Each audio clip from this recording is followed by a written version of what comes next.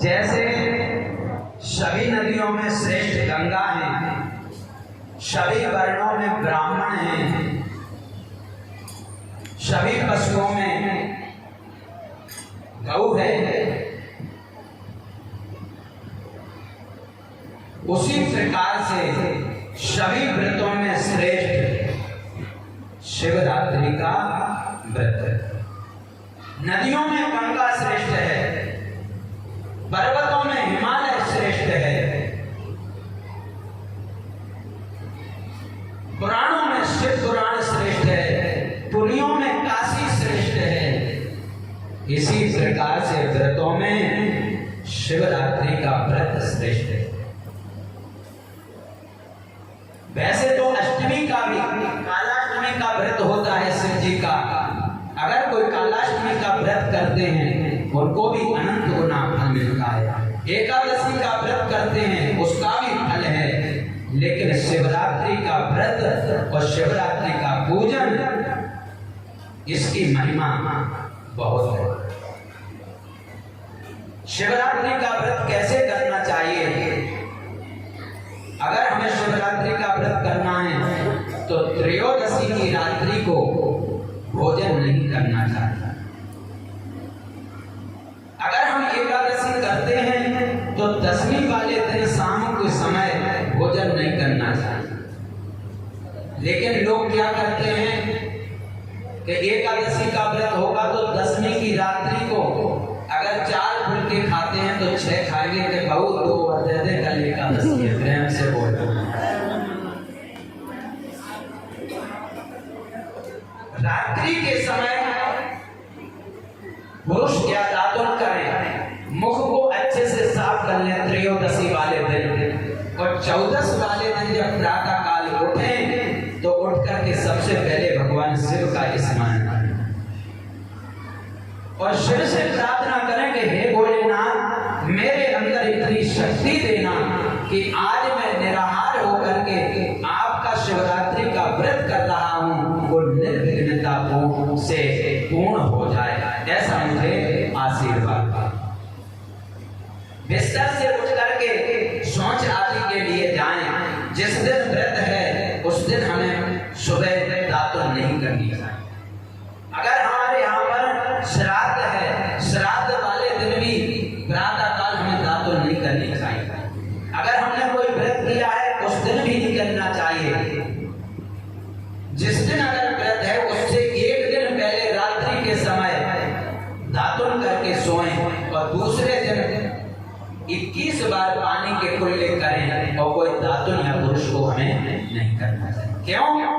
कि अगर आपने दातुन की और आपके मसूड़े से टकरा गई और उससे अगर थोड़ा सा भी खून निकला तो आपका व्रत उससे खंडित हो जाएगा। इसलिए व्रत वाले दिन दातुन मंजन को नहीं करना चाहिए। शौच इत्यादि से निवृत्त होकर के स्नान करना चाहिए और स्नान करने के बाद शिव मंदिर में जाकर के भगवान शिव की 4 पहर पूजा करनी चाहिए। 4 पहर की पूजा में क्या क्या चढ़ाना चाहिए ये ध्यान से सुनना। प्रत्येक पहर की पूजा में अलग अलग वस्तु का दान बताया है। शिवरात्रि वाले दिन में पूजा नहीं होती है, शिवरात्रि वाले दिन रात्रि में पूजा होती है और रात्रि में 4 पहर की पूजा होती है। शाम को 6 बजे से लेकर के और 8 बजे तक पहला पहर चलता है। 9 बजे से लेकर के 11 बजे तक दूसरा पहर चलता है। 12 बजे से लेकर के 1:30 बजे तक तृतीय पहर चलता है और 4 बजे से लेकर के 5:30 या 6 बजे तक चतुर्थ पहर चलता है। इस प्रकार से 4 पहर की भगवान शिव की शिवरात्रि वाले दिन हमें पूजा करनी है। भगवान की 108, अगर आपको पहले पहर की शिव की पूजा करनी है तो मंदिर में जाकर के दूध लेकर के जाएं और दूध की धार लगाएं और भगवान के 108 बार नाम का उच्चारण करें। 108 नाम बोल करके शिव पर दूध का अभिषेक करें। फूल पत्ते बेल पत्र इत्यादि चढ़ाएं और प्रथम पहर की पूजा में केवल जौ का प्रयोग करें। भगवान शिव पर थोड़े से जौ ले जा करके भगवान शिव को अर्पित करें। जौ चढ़ाने से क्या होता है, भगवान शिव के ऊपर हम जब जौ चढ़ाते हैं तो हमारे घर की जो दरिद्र रहता है, हमारे घर में जो दरिद्रतापन है, भगवान शिव उस दरिद्रता को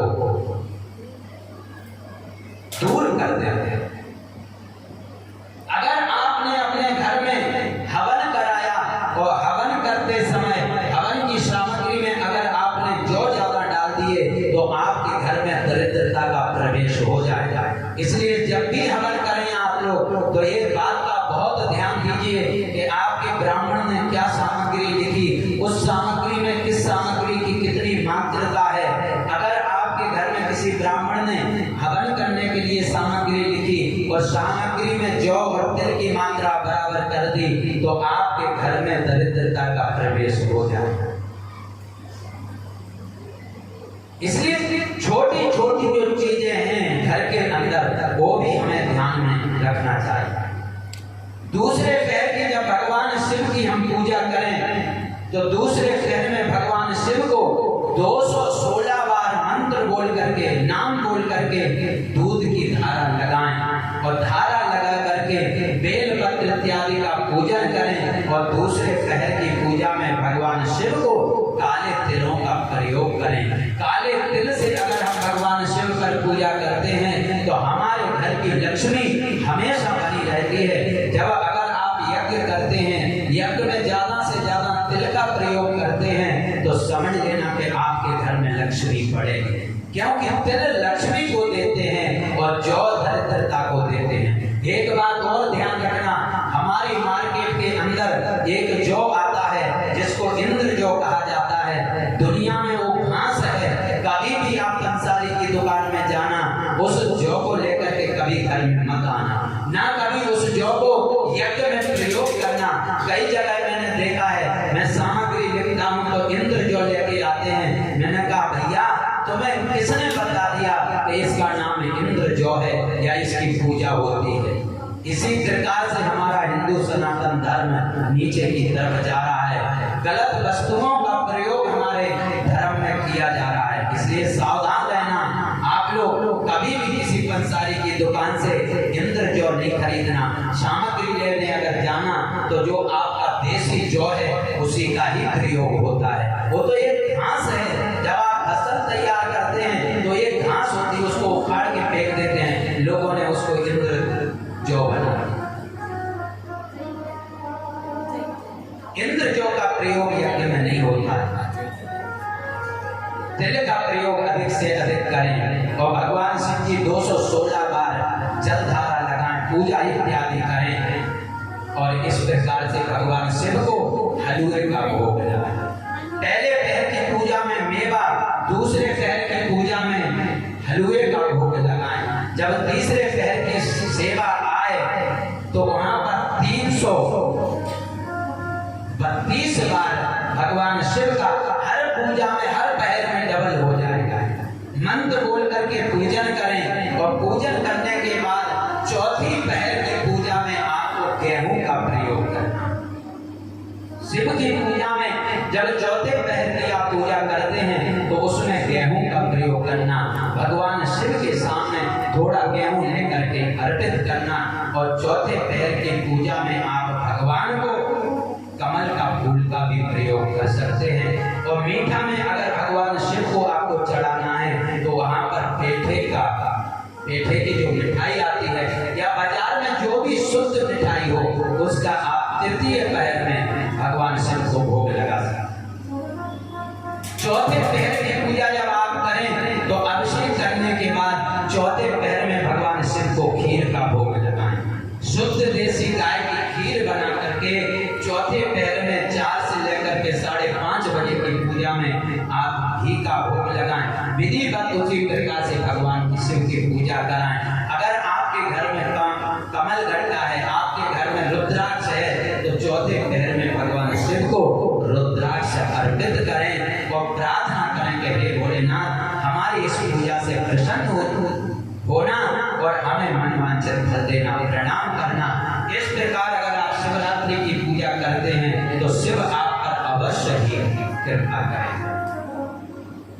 शिवरात्रि की महिमा में आपको बताऊं, एक बहेलिया था, उसका परिवार था और उस बहेलिया का काम था कि अपने परिवार वालों को जंगल में जीवों की हत्या करके और उनका पेट पालता था। एक दिन का समय था, उस बहेलिया के परिवार के लोग बोले, उसके माता पिता बोले, बेटा बहुत जोर से भूख लगी, कुछ खाने को लाओ। उस दिन शिवरात्रि का दिन था। बहेलिये ने धनुष बाण लिया और महाराज शिकार की खोज में जंगल में निकल गया। उस दिन पूरी दिन भटकता रहा, उसको कोई शिकार नहीं मिली। उसने सोचा खाली हाथ घर जाऊंगा, घर वाले पूछेंगे तो मैं उनको क्या जवाब दूंगा। एक सरोवर था, सरोवर के पास में बेलपत्र का पेड़ था।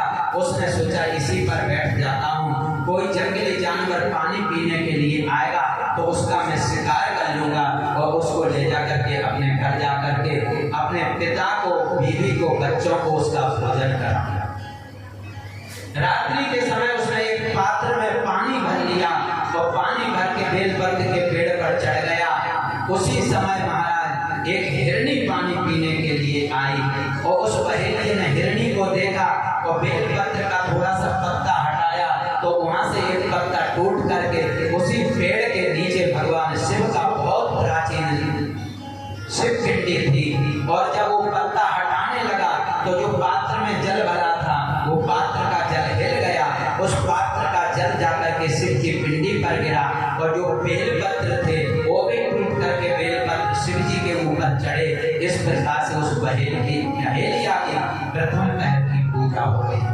जैसे ही उसने धनुष बाण चढ़ाया, हिरनी ने देखा, हिरनी ने प्रार्थना की, भैया ऐसा अपराध क्यों करते हो, अहिंसा परमो धर्मो, किसी जीव की हिंसा नहीं करना चाहिए। उसने कहा मेरे घर में मेरे माता पिता पत्नी बच्चे भूखे बैठे हैं, तुम्हारा वध करके उनको भोजन कराऊंगा।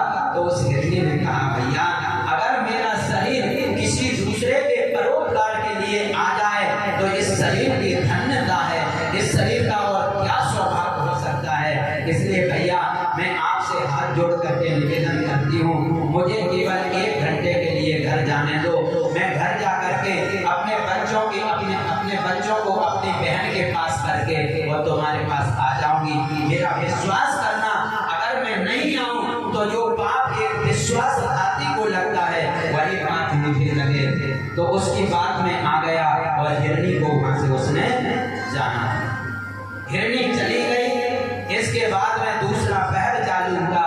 उसी समय हिरनी की बहन उसको खोजते खोजते उस जलाशय पर आई। उस बहेलिये ने देखा, उसी तरह उसने धनुष बाण चढ़ाया तो पात्र का जल पुनः गिर गया, बेलपत्र टूट करके शिव जी पर चढ़ गए। दूसरे पहर की पूजा हो गई।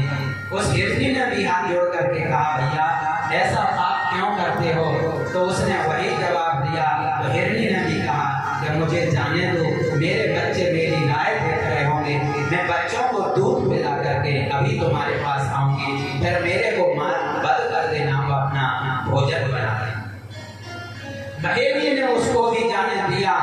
तीसरे रात्रि के तीसरे पहर में बहेलिया प्रतीक्षा में बैठा। एक बहुत मोटा ताजा हिरण घूमता फिरता जल पीने के लिए आया। हिरण को देख करके बहेलिये ने बाण चढ़ाया, वो जल कर गिरा और शिव जी पर गिरा, बेलपत्र गिरे। उसके तीसरे पहर की पूजा हो गई। और उस शेर ने भी कहा भैया ऐसा अपराध क्यों करते हो, मुझे घर जाने दो, मैं अपने बीवी बच्चों को समझा करके तुम्हारे पास आ जाऊंगा। तो बहेलिये ने उस हिरण को भी जाने दिया। प्रेम से बोलो। ये तीनों लोग जाकर के अपने घर में पहुंचे और बहेलिया को तीनों वचन दे करके आए। सबने अपनी अपनी कथा को बताया। तो सबने कहा कि हम तीनों लोग वचन करके आए हैं तो अब तीनों को जाना चाहिए। बच्चों को समझा दिया। बच्चों को समझा करके जब वो जाने लगे तो बच्चों ने सोचा कि जहाँ मेरे माता पिता जीवन देंगे वहीं हम अपना जीवन देंगे। तो उनके बच्चे भी साथ में लग लिए। और चौथे पहर के समय वो तीनों वहाँ बहेलिया के पास आए। जब बहेलिया ने देखा, अपने बाण को चढ़ाया, वहां से जल गिरा